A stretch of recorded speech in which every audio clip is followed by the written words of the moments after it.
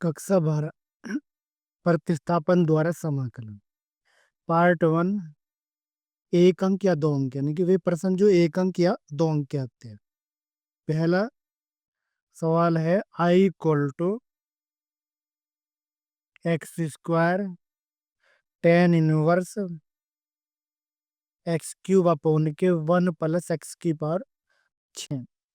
अब इसको हमें ऐसा प्रतिस्थापन ढूंढना यानी कि बाकी पद हट जाए। अगर हम टेन इनवर्स एक्स क्यूब को टी मानेंगे तो इसका जो अवकलन होगा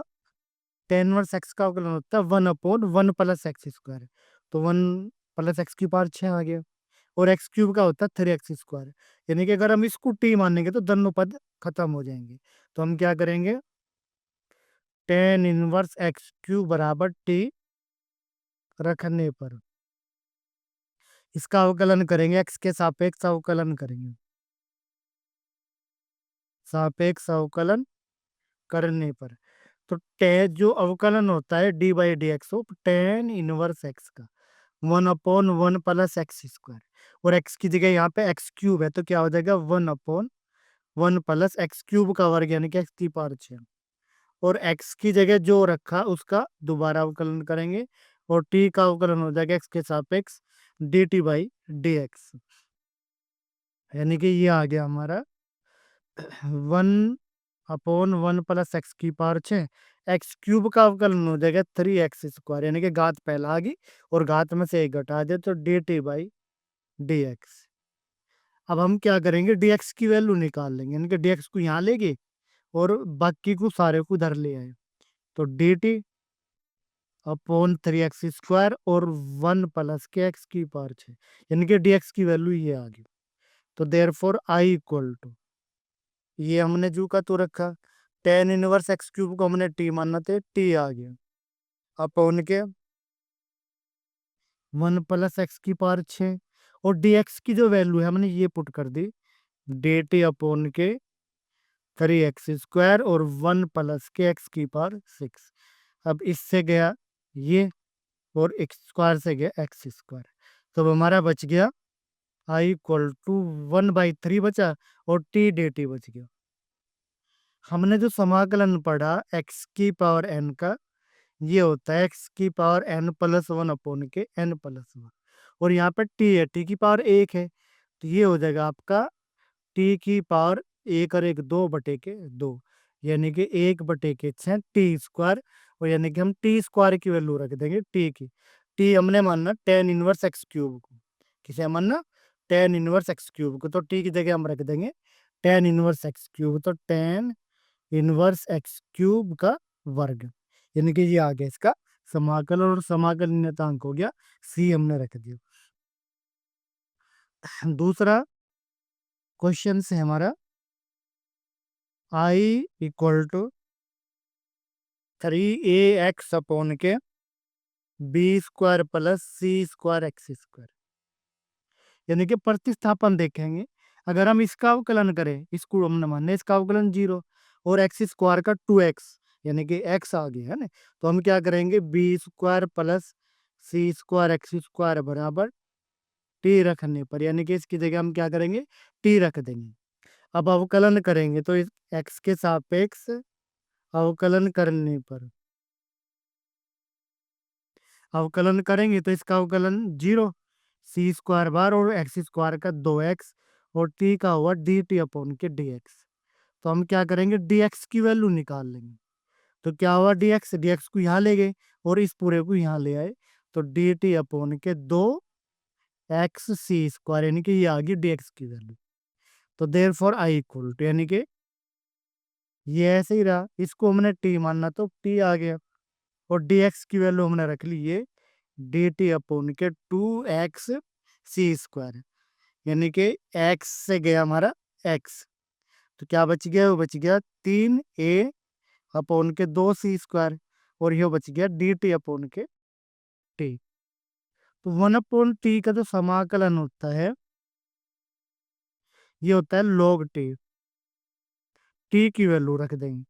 तो 3 2c² t हमने किसको माना b² + c²x² तो हम रख देंगे log b² + c²x²। सी, यानी कि ये हो गया इसका समाकलन, यानी कि प्रतिस्थापन द्वारा समाकलन। अगला सवाल देखेंगे, यानी कि तीसरा सवाल। आई इक्वल टू हमें दिया हुआ है x square into sine x cube D x, यानी कि इस तरह का सवाल है। अगर हम एक्स क्यूब को टी मानेंगे तो एक्स क्यूब का अवकलन होगा 3x², यानी कि ये हट गया। यानी कि प्रतिस्थापन ऐसा होना चाहिए कि समाकलन भी हो जाए और एक पद जो वो खत्म हो जाए, यानी कि यहाँ पे एक्स क्यूब को मानने पे एक्स स्क्वायर खत्म हो रहा, तो हम क्या करेंगे, एक्स क्यूब बराबर के टी रखने पर, जब टी रखेंगे तो इसका अवकलन करेंगे, इसका 3x², टी का हुआ D T upon K D X, तो डी एक्स की वैल्यू निकाल लेंगे D T upon K 3x²। तो therefore I equal to x² जो का, तो इसको हमने टी माना तो साइन टी हो गया, डी एक्स की वैल्यू हमने ये रख दी D T upon K 3x², x² से गया x², तो ए 1/3 साइन टी डी टी। अगर हम साइन का समाकलन करेंगे तो माइनस के कोस टी और प्लस के सी, टी की वैल्यू रख देंगे x³, तो ये आ गया माइनस के 1/3 कोस x³ प्लस के सी, यानी कि ये आ गया आपका समाकलन। अगला सवाल देखते हैं,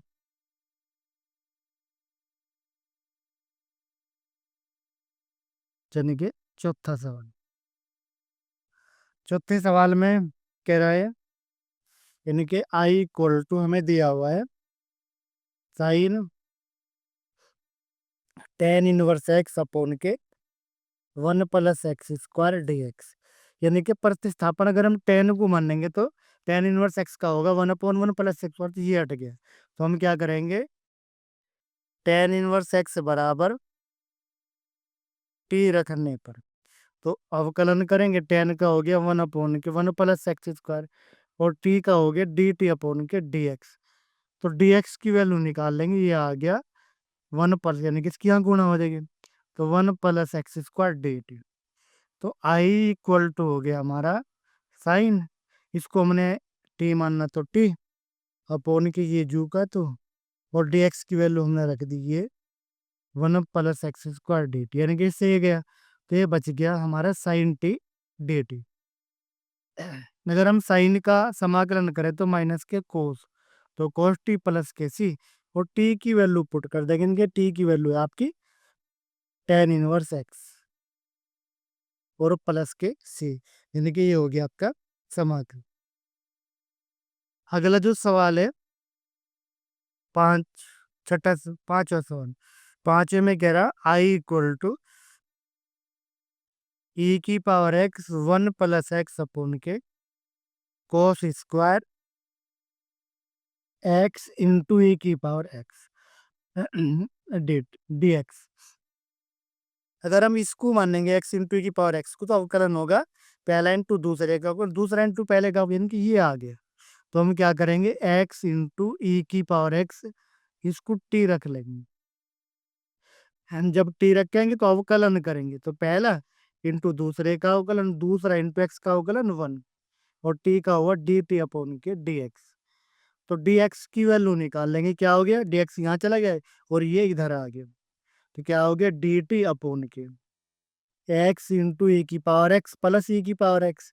यानी कि डी टी अपॉन के हमने e⁻x कॉमन आ गया, तो क्या बच गया x प्लस के 1, यानी कि डी एक्स की वैल्यू आ गई, तो देयरफॉर है ना आई इक्वल टू, ये ऐसा कैसे ही रखा है कि ये e⁻x इंटू 1 + x, इसको हमने टी माना तो क्या आ गया कोस स्क्वायर टी, और dx की जगह हमने ये रख लिया डी टी अपॉन के e⁻x इंटू के 1 + x, यानी कि इससे पूरे से गया ये,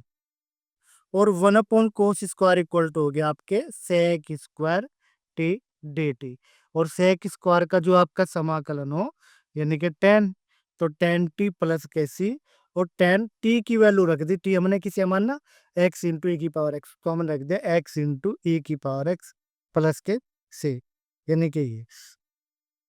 छठा सवाल, अच्छा सवालों में तो एक है, आते रहे पेपर में, तो आई इक्वल टू हो गया ये है कोस रूट एक्स अपॉन के रूट एक्स dx। अगर इस तरह के सवाल है तो हम क्या करेंगे, रूट एक्स को टी रख लेंगे। तो रूट एक्स बराबर है टी रखने पर रखेंगे तो अवकलन करेंगे, रूट एक्स का अवकलन हुआ 1/2 रूट एक्स और टी का हुआ D T upon K D X. तो हम डी एक्स की वैल्यू निकाल देंगे, क्या हो जाएगी, इसकी यहाँ गुणा हो जाएगी 2 रूट एक्स डी टी, यानी कि ये आ गई इसकी वैल्यू। तो therefore I equal to, यानी कि हम ये कोस रूट एक्स को हमने टी माने यहाँ टी रख लिया, इस रूट एक्स को ऐसे ही रख लिया और डी एक्स की जगह रख दिया हमने 2 रूट एक्स डी टी, यानी कि इससे गया ये, तो यानी कि ये आ गया, दो बाहर आ गया तो कोस टी डी टी, यानी कि ये आ गया। अब दो अगर कोस का समाकलन करेंगे तो ये होता है साइन टी प्लस के सी, और टी की वैल्यू, टी हमने किसे माना, रूट एक्स को, तो रूट एक्स की वैल्यू रख लेंगे तो 2 sin√x प्लस के सी, यानी कि ये हो गया आपका समाकलन। यानी कि अगला सवाल 7वां सवाल, यानी कि 7वां सवाल में दे रखा I equal to d x upon x की पावर 1/2 जमा एक्स की पावर 3/2, यानी कि इस तरह के सवाल जो है बच्चों को होपलेस करने के लिए दिया था, तो होपलेस होने की कोई भी जरूरत नहीं है। तो क्या करेंगे, एक्स की पावर 1/2 को हम लिख सके रूट एक्स और एक्स की पावर 3/2, यानी कि एक्स इंटू